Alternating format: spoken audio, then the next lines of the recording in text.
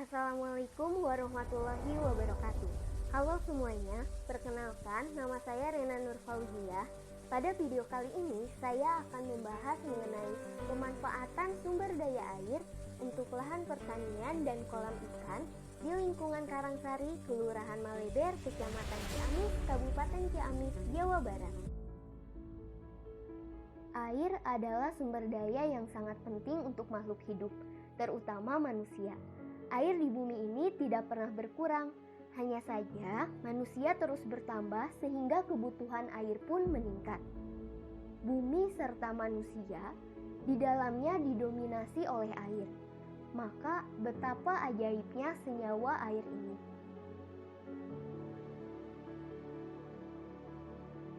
Manfaat air bagi manusia sangatlah banyak. Di antaranya untuk kebutuhan rumah tangga dan industri, tempat rekreasi, lahan pertanian, budidaya ikan, dan masih banyak lagi. Tetapi sayangnya masih ada segelintir orang yang mencemari air, padahal air memberikan kehidupan kepada mereka. Terdapat permasalahan mengenai air yang senantiasa terjadi di bumi, yang disebabkan oleh manusia maupun alam itu sendiri.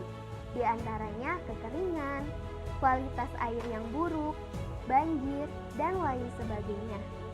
Permasalahan-permasalahan yang terjadi ini dapat kita cegah atau tanggulangi jika mengetahui solusi yang tepat.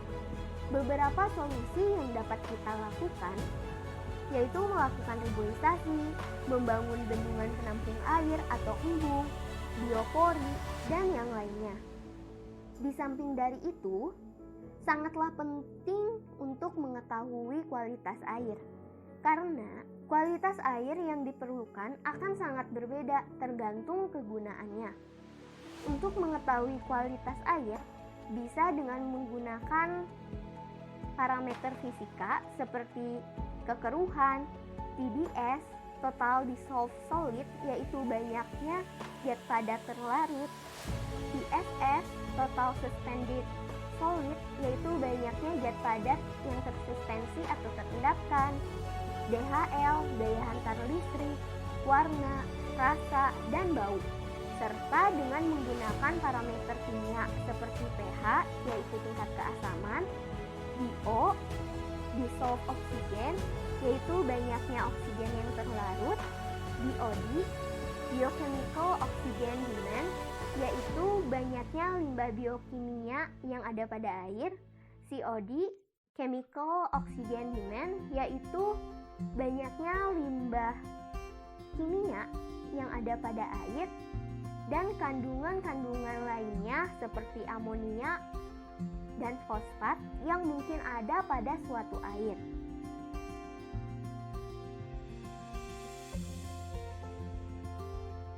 Selanjutnya, langsung saja kita bahas mengenai pemanfaatan sumber daya air untuk lahan pertanian dan kolam ikan di lingkungan Karangsari.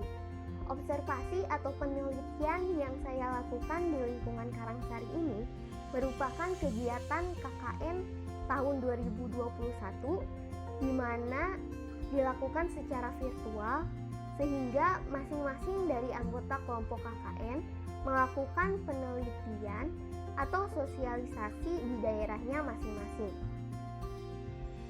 Langsung saja kita lihat beberapa foto dan video mengenai keadaan lahan pertanian dan kolam ikan di lingkungan Karangsari.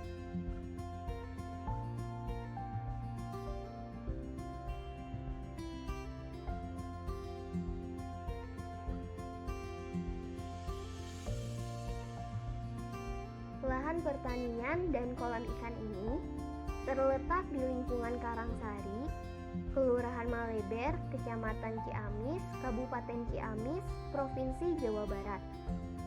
Dengan luas keseluruhan sekitar 5 hektar dan didominasi oleh lahan persawahan. Sumber air dari lahan pertanian dan kolam ikan ini berasal dari Ampera, yaitu sebuah bendungan yang terletak di Kecamatan Sadananya, Desa Mekarjati. Air pada bendungan ini berasal dari Sungai Cileur yang sumber awalnya adalah Gunung Sawal. Pada lahan pertanian, irigasi atau pengairan sangatlah penting. Untuk irigasi sendiri, hal utama yang mempengaruhi adalah cuaca, di mana saat musim kemarau, jumlah pasokan air pun akan sedikit. Di lingkungan Karangsari, untuk mengatasi permasalahan perebutan air, maka biasanya terdapat jadwal dalam proses pengairannya. Untuk persawahan atau pertanian di lingkungan Karangsari, mendapatkan jadwal pasokan air dari sore hingga pagi. Sedangkan pada musim hujan, terkadang malahan terjadi peluapan saluran air. Lahan pertanian dan kolam ikan yang ada di lingkungan Karangsari, untuk tanahnya merupakan milik pribadi warga masing-masing, bukannya milik desa, kelurahan, ataupun pemerintah daerah. Lahan pertanian atau persawahannya sebagian besar dikelola oleh petani penggarap. Selain area persawahan, ada pula area yang ditanami pohon jagung, singkong, pohon pisang, dan yang lainnya. Lahan pertanian yang ada di lingkungan Karangsari ini didominasi oleh area persawahan, di mana untuk panen padinya sendiri terjadi 3 bulan sekali. Permasalahan-permasalahan yang terjadi di lahan pertanian ini, pertama, terjadinya kekeringan. Kedua, adanya pengeluapan saluran irigasi. Ketiga, adanya hama seperti tikus dan belalang.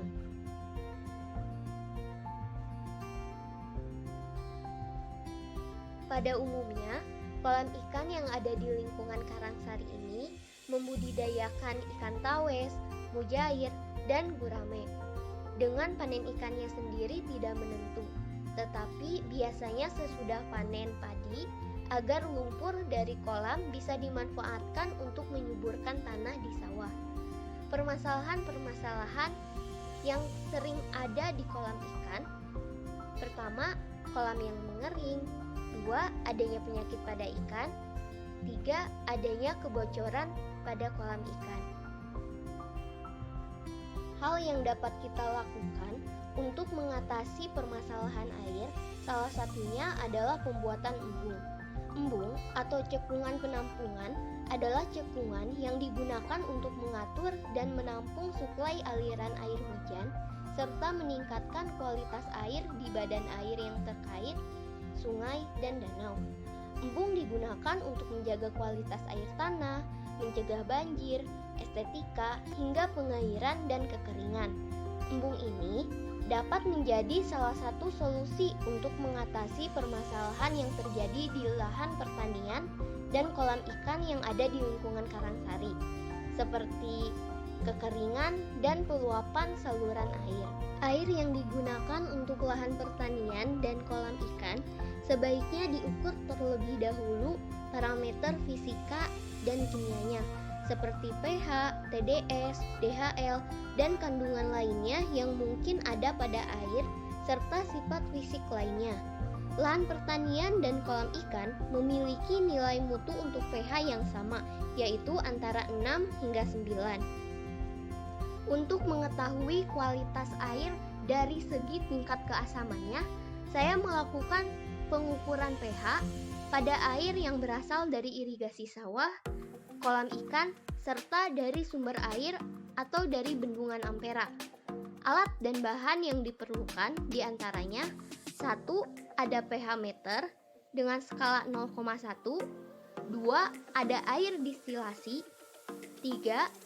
Gelas atau tempat untuk menyimpan air. 4. Ada tisu atau kain kering yang bersih. 5. Air yang akan diuji coba.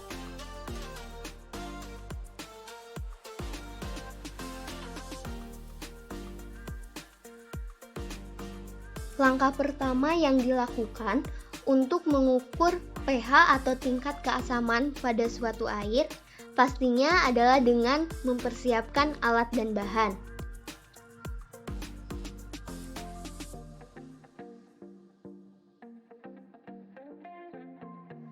Selanjutnya, langsung saja kita ukur pH pada air irigasi sawah terlebih dahulu. Dengan cara buka penutup pH meter, lalu aktifkan pH meter, dan langsung saja masukkan ke dalam air dan putar-putar secara perlahan, lalu diamkan hingga angka yang ada di pH meter stabil atau diam. Bisa kita lihat pH pada air sawah adalah 7,6.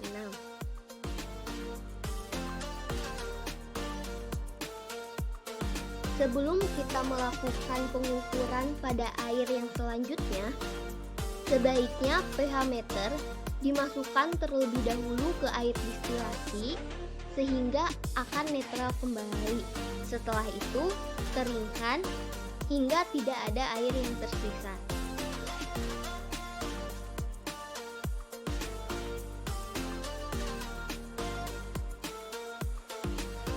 Lakukan langkah-langkah seperti tadi untuk mengukur pH pada air dari sumber air dan kolam ikan.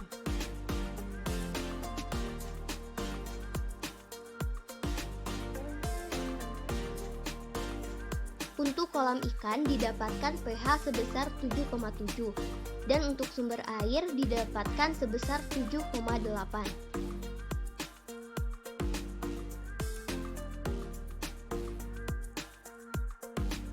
Kesimpulan yang dapat kita ambil dari pembahasan-pembahasan sebelumnya yaitu kemanfaatan air sangatlah penting bagi manusia, tetapi terdapat permasalahan yang muncul mengenai air tersebut. Harus ada solusi yang tepat guna mengatasinya. Mengetahui akan kualitas air sangatlah penting agar kita tahu apakah air tersebut bisa digunakan atau tidak. Dengan keperluan yang berbeda-beda, maka kualitas air yang dibutuhkan pun akan berbeda. Di lingkungan Karangsari, permasalahan air yang muncul bagi lahan pertanian dan kolam ikan diantaranya kekeringan dan penguapan air. Solusi yang dapat dilakukan salah satunya dengan membangun embung. Setelah melakukan pengukuran pH pada air irigasi sawah, kolam ikan, dan sumber air, didapatkan hasil untuk sawah nilai pH-nya 7,6, kolam ikan 7,7, serta sumber air 7,8. Dari hasil yang didapatkan, bisa kita ketahui bahwa tingkat keasaman dari 3 jenis air ini hampir sama dan baik digunakan untuk lahan pertanian maupun kolam ikan jika dilihat dari pH-nya, karena berada pada kisaran 6 hingga 9 yaitu nilai mutu bagi pH.